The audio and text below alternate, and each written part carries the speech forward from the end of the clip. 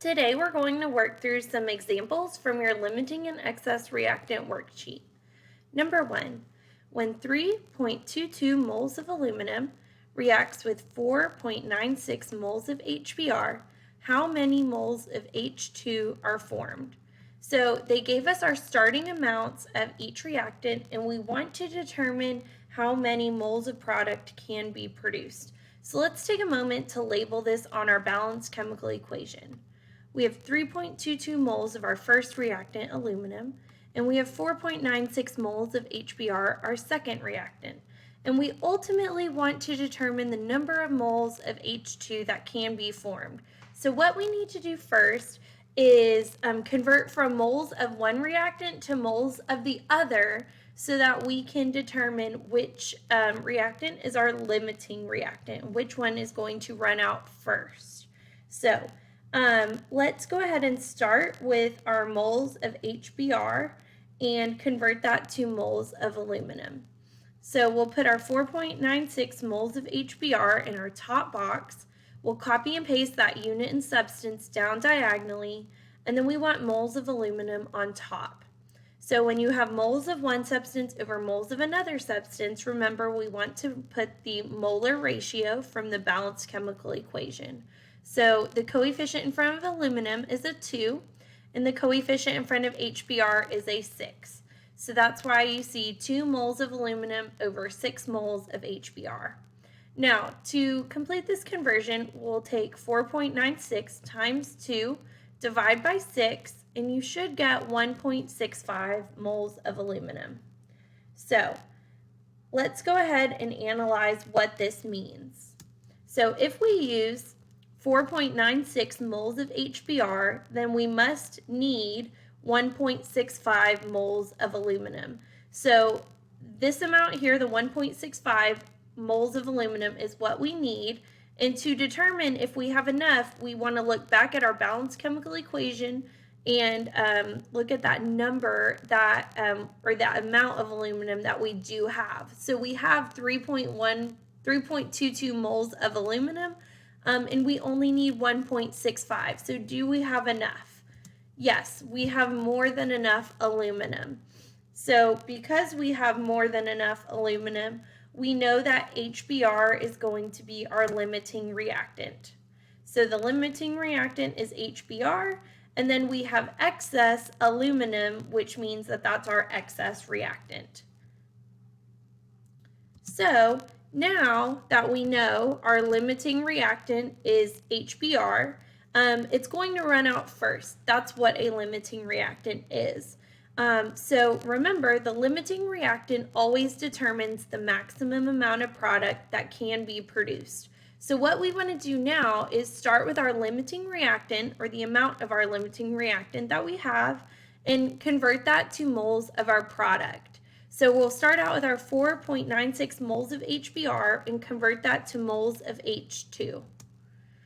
So we have our 4.96 moles of HBr. We copy and pasted the unit and substance down diagonally, and then we have moles of H2 on top. You'll notice that there's a molar ratio, 3 moles of H2 for every 6 moles of HBr. So we got the 3 and the 6 from the balanced chemical equation, the coefficient in front of each of those substances. So when we do 4.96 times 3 divided by 6, you get a grand total of 2.48 moles of H2. So that's going to be our final answer of how many moles of H2 that we will be able to produce.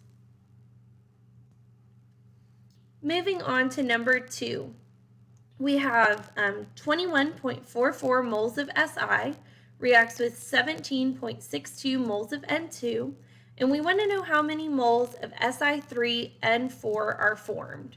So again, in this problem, they're giving us our 2 starting amounts, one for each reactant, and then we want to determine how many moles of product can be produced. So let's label our equation. We have 21.44 moles of silicone, and we have 17.62 moles of N2. And then ultimately we need to determine the number of moles of Si3N4. Now, in order to determine moles of Si3N4, we need to determine which reactant will run out first. So we need to do a conversion first from moles of one reactant to moles of the other. So let's go ahead and start out with our amount of nitrogen. So we'll start out with our 17.62 moles of nitrogen, and then we'll copy and paste that unit and substance down diagonally. So we have moles of N2 down there, and then we have moles of Si on top. And if we look at the coefficients in the balanced chemical equation, you'll see for every 3 moles of silicone, there's 2 moles of nitrogen.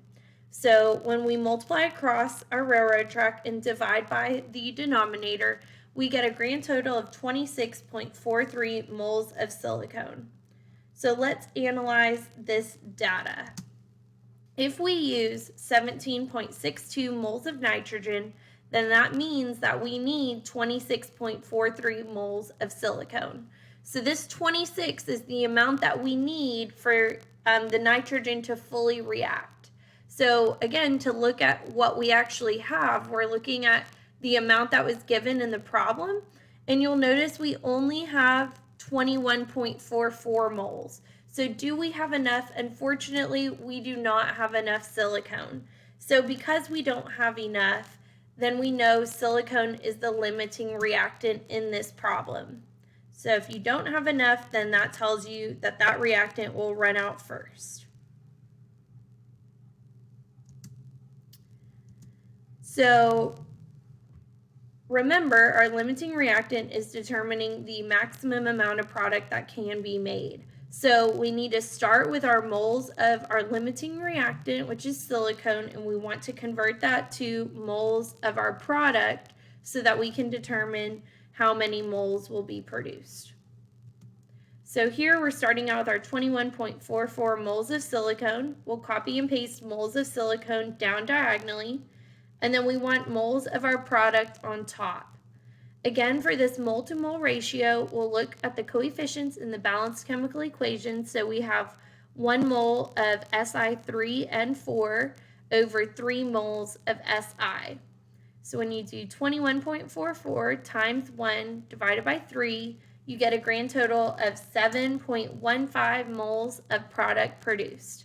So that would be your final answer to this problem.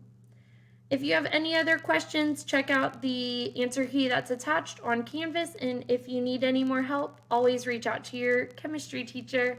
Have a great day. Bye.